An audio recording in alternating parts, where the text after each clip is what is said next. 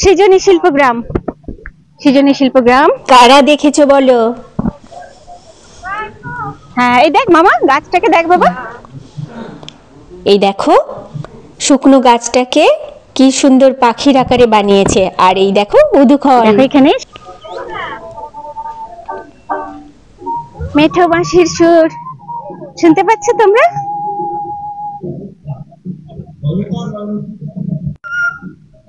দেখো প্রত্যেকটা গাছের গোড়ায় কি সুন্দর করে এঁকেছে এরা।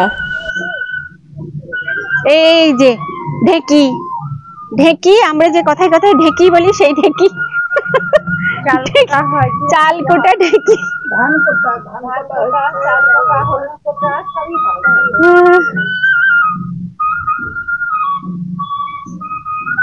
ঢেকি।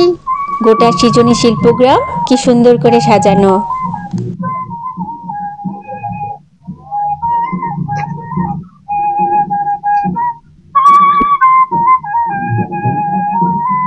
কি যে ভালো লাগছে আপনাদের বলে বোঝাতে পারবো না।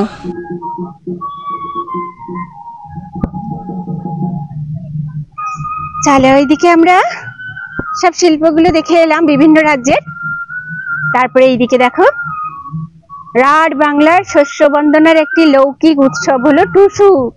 সেই টুসু, টুসু পরব। এখানে লেখা আছে টুসু পরব নিয়ে।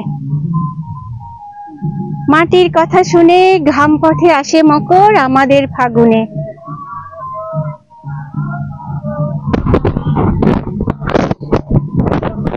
কি সুন্দর সুন্দর কবিতা, কি সুন্দর গান, আর কি সুন্দর সুন্দর ঘাড়।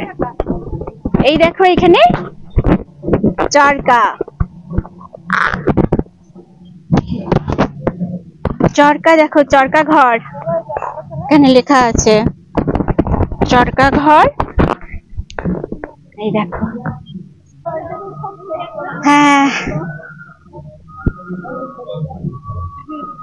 এইগুলো সব পদ্ম পদ্ম বসানো আছে। কোথায় একটাও পদ্ম ফুল ফোটেনি তো। আমরা সৃজনী শিল্পগ্রামের একদম শেষের দিকে চলে এসেছি। প্রায় 3 ঘন্টা, বেশ অনেকটা জায়গা জুড়েই কিন্তু সৃজনী শিল্পগ্রাম। বাঁশির সুর, একতারার টান, ঢোল মাদল, আদিবাসী নৃত্য, ভাস্কর্য, শিল্পকলা সব কিছু নিয়ে ভরপুর এই সৃজনী শিল্পগ্রাম। 3 ঘন্টা সময় কোথা দিয়ে যে পার হয়ে গিয়েছিল আমরা নিজেরাই বুঝতে পারিনি।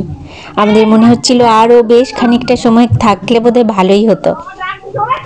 ওখান থেকে এক রাশ ভালো লাগা নিয়ে আমরা বেরিয়ে এসেছিলাম। এবার আমাদের শুধু আর মাত্র বিশ্বভারতীর ক্যাম্পাসটাই ঘোরা বাকি রইল।